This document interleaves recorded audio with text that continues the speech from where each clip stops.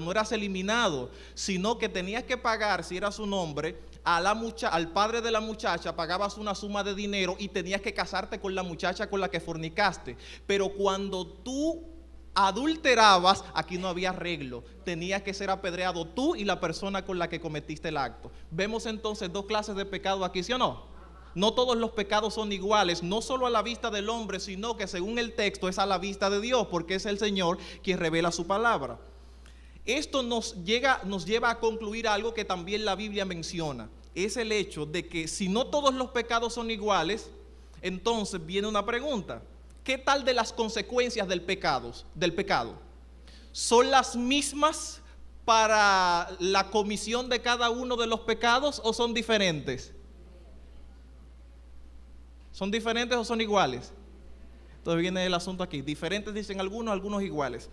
Hay algo que debemos tomar en cuenta y no olvidar, es el hecho de que no importa qué pecado tú cometas, pecado por comisión, por omisión, pecado imperdonable, pecado perdonable, cualquier tipo de pecado, todos te llevan a la perdición. Algunos dicen, bueno, si no te arrepientes, sí, pero estamos hablando de cuando tú cometes el pecado, ¿verdad? Porque si tú te arrepientes ya no eres un pecador, ¿verdad que no? Estamos hablando del pecado. No importa qué pecado tú cometas, todos te llevan a la perdición. Pero aún en la perdición hay una diferencia entre pecado y pecado. Eso lo menciona la palabra de Dios. Por ejemplo, Lucas capítulo 12. Y ese texto lo vamos a leer si alguno de ustedes me quisiese ayudar. Lucas capítulo 12. Y alguien también que me quiera ayudar a leer a Mateo capítulo 11. Lucas capítulo 12, versículos 47 y 48. ¿Qué dice el texto allí? Ajá. Reconociendo la voluntad de su Señor, ajá, no se preparó, ni hizo conforme a su voluntad, recibirá muchos azotes. Ajá. Mas el que sin conocerla hizo cosas dignas de azote, será azotado poco. Porque a todo aquel a quien se haya dado mucho, mucho se le demandará, y al que mucho se le haya confiado, más se le pedirá. Correcto. Aquí vemos dos tipos de pecadores. Había uno que conocía la voluntad de su Señor y había otro que no la conocía. Y el texto dice que aquel que la conocía será azotado mucho. ¿Por qué? Porque sabía. Pero el que no la conocía será azotado ¿cuánto?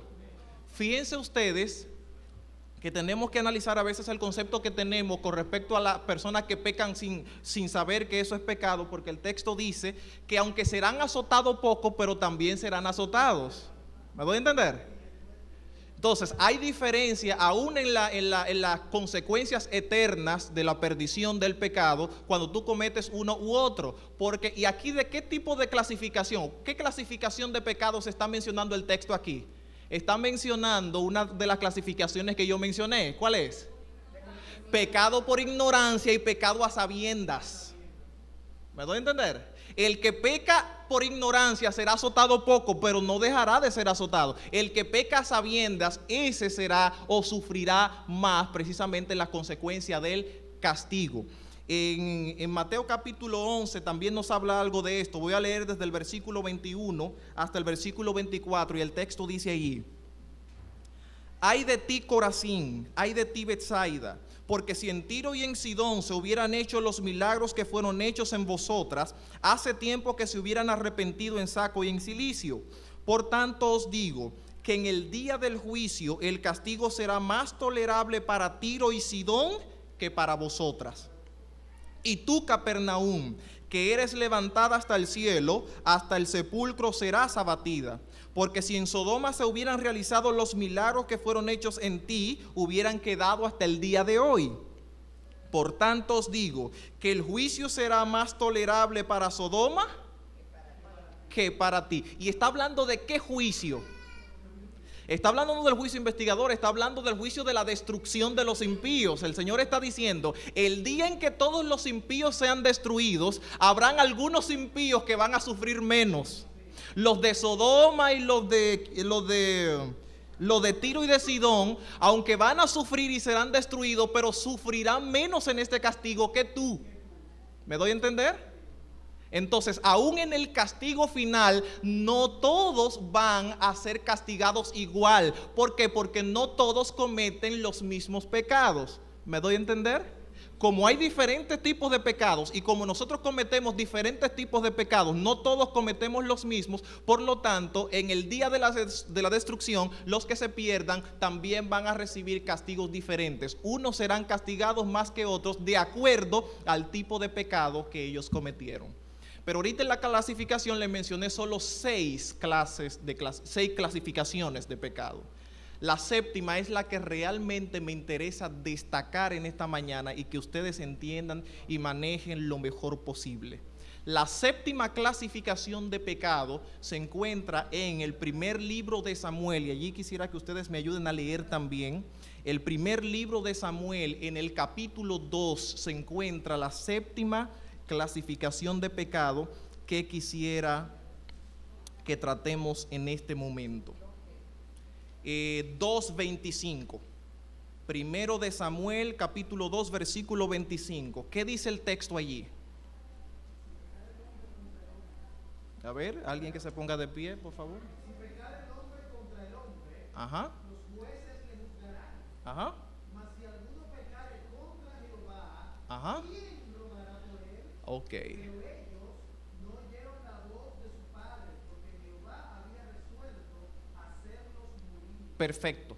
¿Qué clasificación de pecados es esta? ¿Cuántos tipos de pecados son mencionados aquí en este texto por el?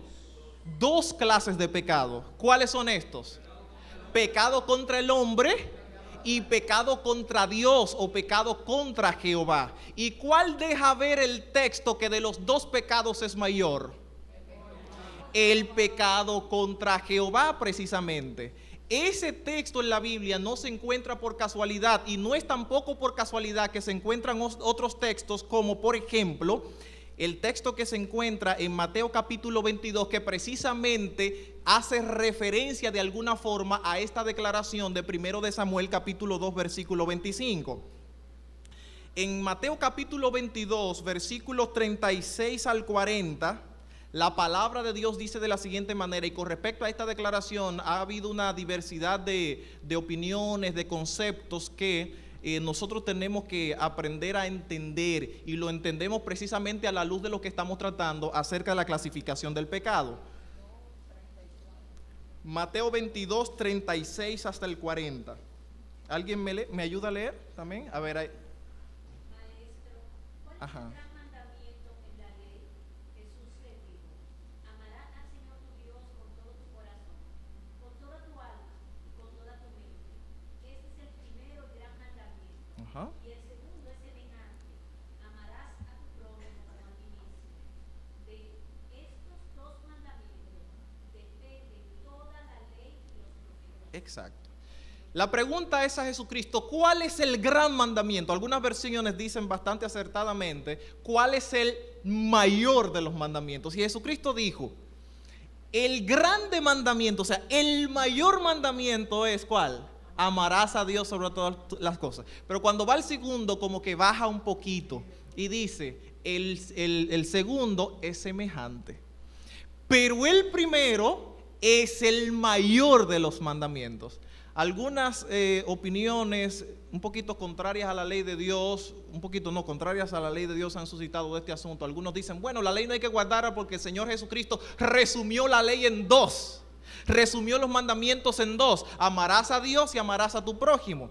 Lo cierto es que Jesucristo no resumió la ley en 2. Si en algún momento hubo un resumen de la ley de Dios, no lo hizo Jesucristo en el Nuevo Testamento. Lo habrá hecho el mismo Jesucristo, pero en el Antiguo Testamento, no en el Nuevo. Porque estos 2 mandamientos, Jesucristo no fue el héroe que lo dijo primero, sino que ya se había dicho, aunque por el mismo Jesucristo o por Dios, lo mismo en el Antiguo Testamento. El primer mandamiento se encuentra en Deuteronomio capítulo 6 versículo 5, y el siguiente se encuentra en Levítico 19, 18. O sea que no fue que Jesucristo vino a resumir, Jesucristo simplemente está repitiendo algo que ya se había dicho en el Antiguo Testamento. Y aun cuando se había dicho en el Antiguo Testamento, no significaba esto que los 10 mandamientos, en este caso, no había que guardarlos. Porque si era cierto eso, entonces ya los 10 mandamientos no debieron guardarse desde el Pentateuco Pentateuco, porque fue en el Pentateuco cuando se hace este aparente resumen. No sé si me doy a entender. El hecho de que Jesús recuerde estos 2 mandamientos no está diciendo los 10 están eliminados, ahora son estos 2. No, Él está repitiendo algo que ya se había dicho antes, cuando aún Dios exigía la observancia de los 10 mandamientos. Pero ese no es el punto a destacar. El punto a destacar es que Jesucristo está diciendo hay 2 grandes mandamientos. El primero y mayor es: amarás a Dios sobre todas las cosas. Y el segundo es semejante. ¿No les suena familiar o no lo relacionan ustedes esta declaración de Jesucristo con algo que ya hemos leído? ¿Con qué? ¿Con qué lo relacionamos? Con 1 de Samuel 2:25.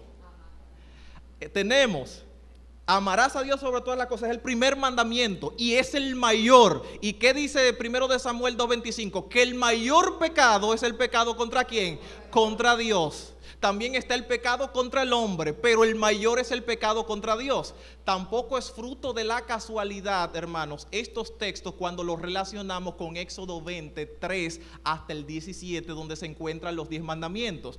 Cuando analizamos los 10 mandamientos, nos damos cuenta de que por naturaleza los 10 mandamientos están divididos en 2. Los primeros 4 que hacen referencia a nuestra relación con Dios y los siguientes 6 que hacen referencia a nuestra relación con el hombre. Los primeros 4 que nos denuncian el pecado contra Dios y los siguientes 6 que denuncian el pecado ¿contra quién? Contra el hombre. Entonces viene un asuntito interesante ahora que podría llegar a nuestra mente. Cuando nosotros cometemos cualquier tipo de pecado, eso es malo, ¿verdad que sí? Porque el pecado nos separa de Dios, hace que nos perdamos. Pero esto nos quiere decir ahora, hermanos, según lo que el texto nos dice, que de acuerdo a esta división de los 10 mandamientos, hay mandamientos que cuando los violamos, estamos cometiendo un pecado mayor que otros que también violamos, ¿sí o no? ¿Es lo que dice el texto, sí o no? Vamos a ver ahora un ejemplo antes de ver algo interesante que encontramos en Génesis. Eso lo voy a citar porque los textos son bastante extensos, pero voy a citar donde se encuentran. En el libro de Josué, en el capítulo 7 se encuentra una historia bastante interesante. En el capítulo 6 de Josué se presenta el acontecimiento, se nos relata el acontecimiento que si no lo hemos leído nunca, por lo menos lo habremos escuchado porque es bastante famoso. Es el acontecimiento de la destrucción de Jericó o la destrucción de los muros de Jericó por parte del pueblo de Israel, solamente tocando trompetas alrededor de las murallas, sin tener siquiera que ponerles la mano, solo tocando trompetas, y de una manera milagrosa el Señor entonces derribó las murallas. En el capítulo 7, comenzando el capítulo, resulta que ahora Israel se encuentra con una ciudad pequeña, tan pequeña que pareció insignificante a la vista del propio Josué y los demás del pueblo, que cuando van a luchar contra ella deciden que no vaya todo el pueblo, sino que vayan solo algunos, porque es tan insignificante y tan pequeña esa ciudad que no representa peligro. Pero de una manera extraña fueron derrotados. Cuando empiezan a analizar qué fue lo que ocurrió, el Señor hablando con ellos y en una reunión, qué sé yo, una junta de iglesia, una reunión de negocios, lo que sea, llegan a la conclusión de que hay un problema que fue lo que trajo como consecuencia la derrota contra esta ciudad de Jai. Y ese pecado lo había cometido un personaje llamado Acán. Si ustedes no han leído su historia, por lo menos habrán escuchado acerca del pecado de Acán, ¿verdad que sí? ¿Qué hizo Acán? Acán se robó un lingote de oro, unas cuantas piezas de plata y un manto babilónico, dice el texto. Se lo robó y como robó, pues pecó, ¿verdad? Y ese pecado de Acán trajo como consecuencia la destrucción, la derrota de parte del pueblo de Israel contra Jai. Como consecuencia del pecado de Acán, el texto termina diciendo, el capítulo 7,